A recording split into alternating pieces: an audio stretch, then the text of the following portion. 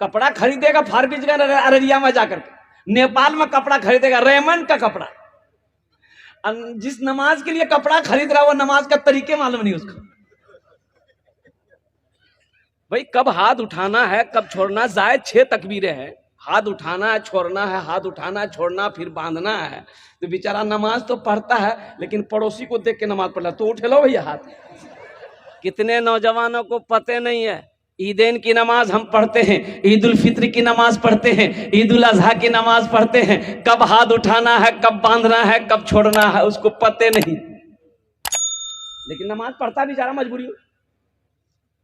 बहुत सारी कमियां हैं मेरे नौजवानों, मेरे बच्चों, दीन सीखो। अच्छा एक बात बताइए हमको, एक बात हमको बताइए, मदरसे ना हो मकतब ना हो, बच्चे आलिम ना बने, हाफिज ना बने, मुफ्ती ना बने, मुहद्दिस ना बने, तो आप जब मरिएगा तो जनाजा कौन पढ़ेगा?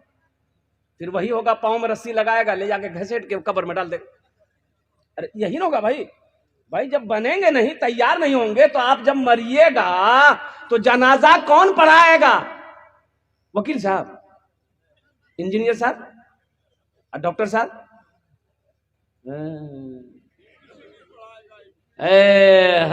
कौन पढ़ाएगा? गौर करने। अच्छा देखिए सबसे बड़ी बात यह है, आप उलमा से कहां से भागिएगा?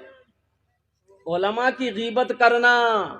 एक बात याद रखिएगा, मौलाना रशीद अहमद गंगोई रहमतुल्लाह अलैह फरमाते हैं कि जिसने किसी आलिम की गीबत की, गीबत चुगली जानते हैं ना, गीबत की, हा उसको मौत के वक्त में कलमा नसीब नहीं होगा। अल्लाह, मौत के वक्त में कलमा नसीब नहीं होगा। अरे आलिम को गाली देना, उनको जलील करना, ये तो बहुत बड़ा अजाब है। किसी आलिम की अगर आपने गीबत कर दी, ओ ऐसा है मौलवी साहब, ऐसा है ऐसा है, मौत के वक्त कलमा नसीब नहीं। इंशाअल्लाह तौबा करेंगे, तौबा करेंगे भाई इंशाअल्लाह। बोलो अल्लाह मेरी तौबा, अल्लाह मेरी तौबा, अल्लाह मेरी तौबा। उलमा की कदर करो, कसम खुदा की अल्लाह तौफीक देते, इनकी दुआएं लो, इनकी खिदमत करके इनकी जूतियों को सीधी करो, अल्लाह तकदीर बदल देगा। अपने अमल से अगर आप जन्नत में चले भी गए। अच्छा ये देखिएगा, मैं ये कहता चाहता हूं कि आप उलमा से कहां से भागेंगे?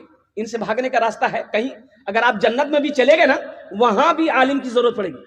हुजूर की हदीस है, जन्नत में भी आलिम की, अरे बोले ना भाई, जरूरत पड़ेगी। वहां भी जरूरत है मौलवी साहब की। ढूंढते हैं फिर वो मौलवी साहब कहां गए जी?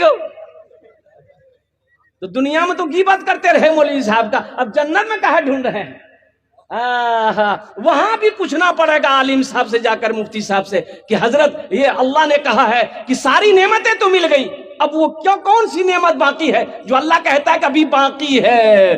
तो या अल्लाह हम तो जानते नहीं, तो जाओ अपने आलिम से पूछो, अपने उलमा से पूछो। अल्लाह कहेगा अपने उलमा से पूछो कौन सी नेमत बाकी है जन्नत। ढूंढते फिरोगे जन्नत। इसलिए अपने उलमा की कदर कीजिए, इनका इकराम कीजिए, इनकी दुआएं लीजिए, अल्लाह की कोशिश कीजिए कि इनका कदम मेरे दरवाजे पे आ जाए, इनका कदम मेरे घर पे पड़ जाए। आलिम का कदम घर पे पड़ गया, अल्लाह बरकत ही बरकत अता फरमाए। यहाँ तो होता क्या है, दरवाजे में बैठा है घर वाला, देखे जो मौलवी साहब साइकिल लगा वैसे चंदा के लिए, सुर से घर घुसा, अपना बेटा को बोलेगा बेटा जो दरवाजा में जो पूछतो ना अब्बा कहाँ से, बोल दे खेत चलो जी। उससे बड़ा बदनसीब और कौन होगा?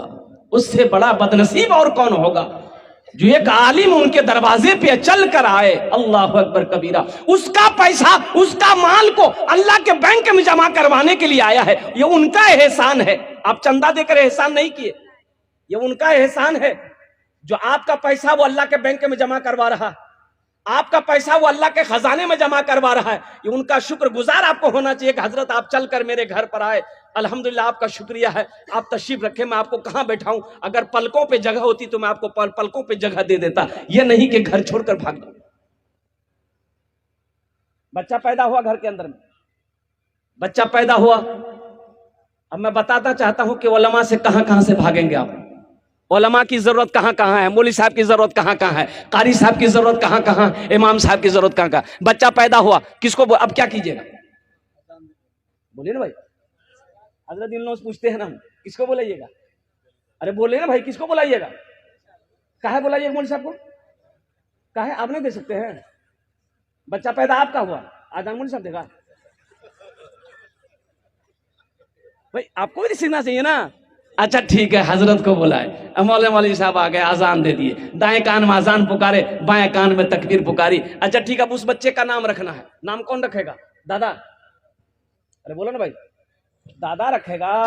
दादा रखेंगे तो फिर वही नाम होगा, ऐसा ही नाम होगा, ऐसा वैसा नाम होगा जिस नाम का लोगत में माने नहीं मिले, ऐसा नाम। एक बच्चा खिदमत कर रहा था, 13-14 साल का बच्चा था, तो मैंने कहा कि बेटा बहुत अच्छी खिदमत तुमने कर दी, मेरी दुआ तुम्हारे साथ है। ए बेटा तुम नाम कीजिए रे।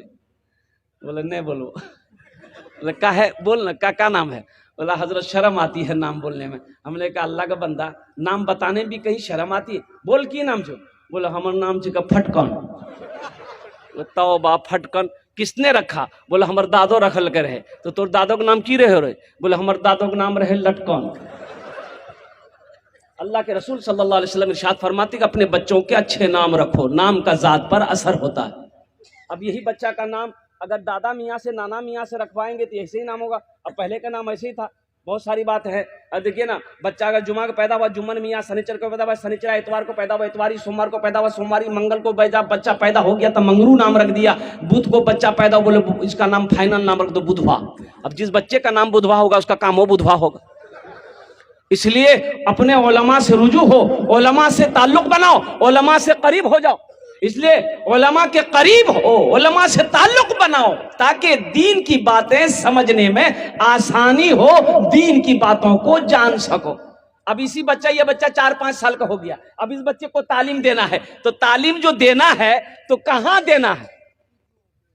कॉन्वेंट में, इंग्लिश मीडियम स्कूल। बहुत सारे लोग चाहते हैं हा बोलो तोर बच्चा कहां पर है? जाओ बोलो हमरो बच्चा अररिया इंग्लिश मीडियम स्कूल में सीखे हो, 5,000 टका महीना खर्चा करे।